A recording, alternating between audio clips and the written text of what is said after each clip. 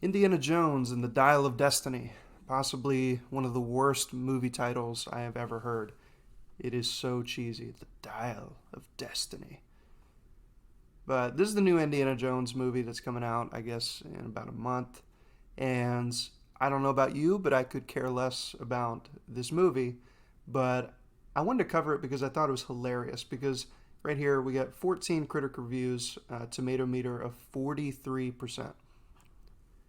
That's pretty darn bad. That's pretty abysmal for a movie that has a budget of what, 300 million. Story by George Lucas and Philip Kaufman, a director who has done some incredible things. James Mangold has directed the 310 to Yuma, which is an incredible movie with Christian Bale and Russell Crowe, who gives one of his best performances ever. Uh, he's a really good director, and it's a shame that he's being wasted on this IP that has been dead ever since The Kingdom of the Crystal Skull, which was abysmal as well. So 43%. Yikes. Producer Kathleen Kennedy, no surprise there. Everything she touches lately turns to dust. Nobody goes to see it. Yeah, a bunch of writers here. James Mangold is one of them. So look at this cast. So you got Mads Mikkelsen, Antonio Banderas, John Rice Davies. Oh my God, I had no idea he was in this movie. Obviously Harrison Ford. But the problem is Harrison Ford was born in like the 40s. He's like 80 years old. Why is he still starring in action movies? I don't want to see Harrison Ford in his 80s in an action movie. It's silly. There's going to be like a whole scene of him just like, I need to get my prune juice. Hold on. Nothing against Harrison Ford. I think he's one of the most amazing actors of the 20th century. I love him. He's an action icon. But I don't want to see him in his 80s doing action movies. It's just too much. Ooh, yeah, these are rough.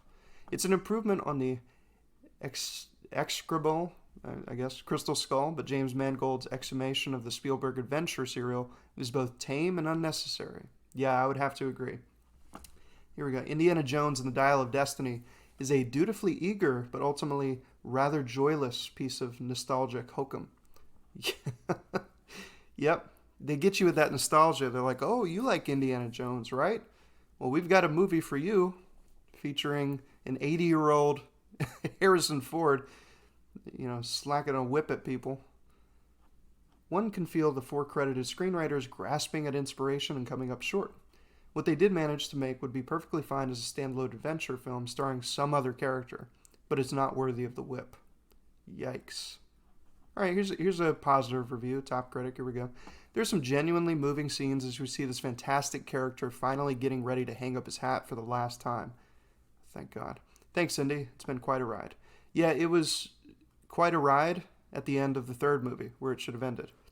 But modern movie studios cannot help themselves. They have to milk the IPs. They have to milk. That is all they do anymore. There are almost no original movies coming out, and I mean in the sense of like a Star Wars, where it's not based on a book, on some other IP that already exists. It just is its own thing. Hardly any of that is being made these days, and I think it's crazy that these studios can continue to pump out just absolute crap and people still go see it. Like, people will still go see Indiana Jones and The Dial of Destiny. Why? I have no idea. I guess it's because, hey, I remember that thing from the 80s. It was great, wasn't it? Yeah, it was. It's not great anymore.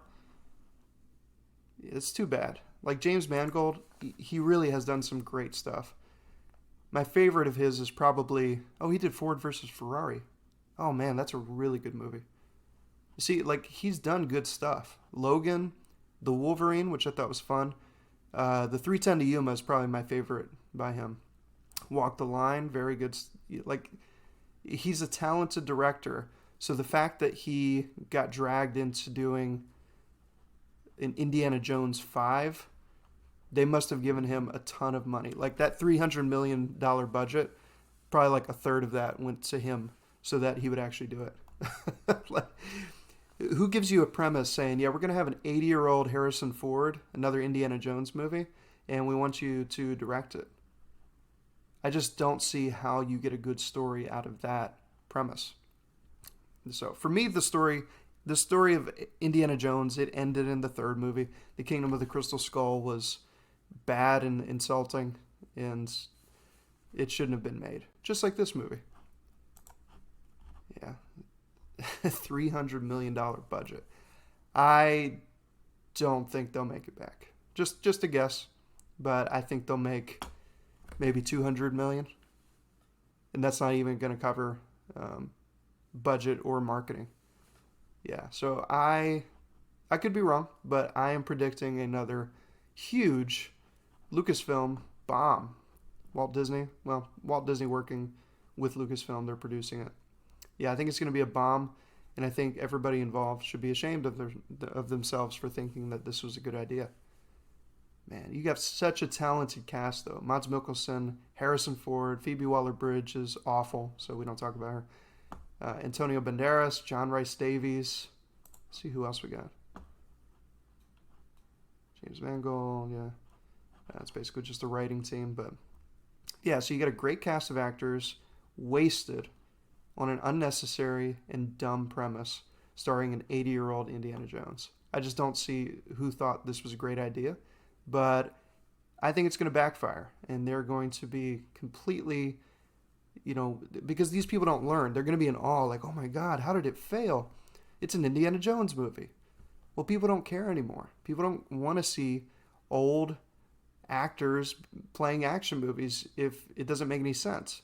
Like if it's a fantasy movie, maybe you can get away with some old dude like Gandalf who's supposed to be hundreds, thousands of years old, kicking butt, but not Indiana Jones. It was supposed to be a more grounded with some fantastical elements to it. But yeah, this is going to be a bomb. So let me know what you guys think, but those are my thoughts on this. I don't expect a review of this movie. I could care less. But anyway, have a good one. I'll catch you later.